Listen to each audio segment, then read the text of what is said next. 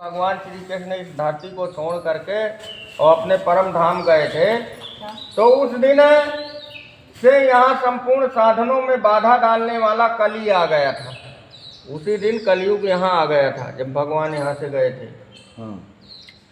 तो कली आ गया जो निरे अवगुणों की खान है, अधर्मी एवं कामी, बाधा डालने वाले हैं। रावण का वध करने के बाद भगवान श्री राम अयोध्या के राज सिंहासन पर विराजमान हुए। एक दिन अपने भाइयों सहित श्री राम एक वाटिका में बैठे थे।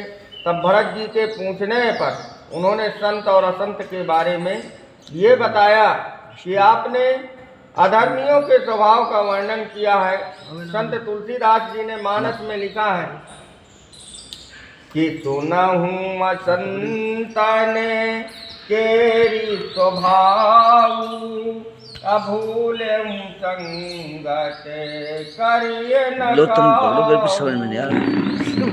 करे संग सदा दुखदाई, जिम कपिला है घाल ही हरियाई।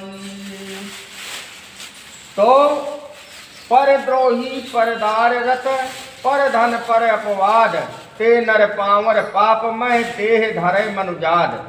लोभई एते अधर्म मनुज, मर्यादा पुरुषोत्तम भगवान श्री राम ने कहा भरत से कि प्रिय भाई, ऐसे अधर्मियों की संगत कभी भूल कर भी नहीं करनी चाहिए, जिनकी संगति सदा दुख देने वाली है। जिसे जानते हो आप कि ये आदमी सही नहीं है, तो उस व्यक्ति के साथ कभी उसकी संगत मत करो, क्योंकि उसकी संगत करने में जो है तुम्हें बुराई ही मिलेगी, भलाई नहीं मिलेगी।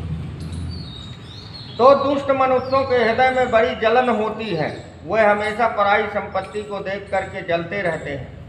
वे जब कहीं दूसरे की बुराई सुनते हैं, वहाँ ऐसे प्रसन्न होते हैं जैसे उन्हें पड़ी हुई कोई संपत्ति मिल गई हो। किसी किसी आदमी को होता है कि जब एक दूसरे की बुराई सुने तो उसे बड़ा आनंद आता है, यार अच्छा उसकी बुराई कर रहे हैं। तो ऐसे प्रसन्न होते हैं जैसे उन्हें पड़ी हुई कहीं संपत्ति मिल गई हो। तो वह काम, क्रोध, मद और लोभ में लिप्त हो गए तथा निर्दयी, कपटी, खोटे और मन के मैले होते हैं। बिना कारण सभी से बैर भाव रखते हैं, चाहे उनकी भलाई करने वाला हो या बुराई करने वाला हो, पर वो दोनों से बुराई ही रखता है वो व्यक्ति जो ऐसा होता है। तो झूठ तो हमेशा उसका पेशा ही है, झूठ ही लेना, झूठ ही देना, और झूठ ही खाना, झूठ ही चबेना होता है।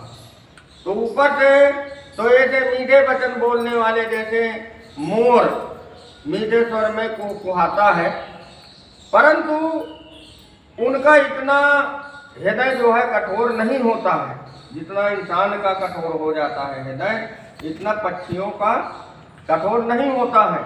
अत्यंत जैसे विषैला सर्प भी खा जाता है।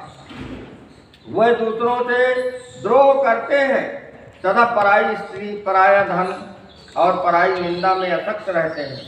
वह नीच पापी देह धारण किए राक्षस ही, लालच ही उनका ओढ़ना बिछौना है, और वह मैथुन पेट की चिंता में लगे रहते हैं।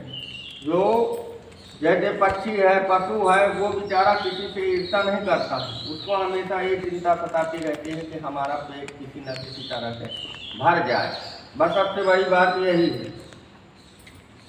तो पेट की चिंता में लगे रहते हैं। तो यमपुर का उनको भय नहीं रहता है, उनको ये भय नहीं रहता कि हम भगवान के यहाँ जाएंगे तो हमारा वहाँ पर क्या होगा।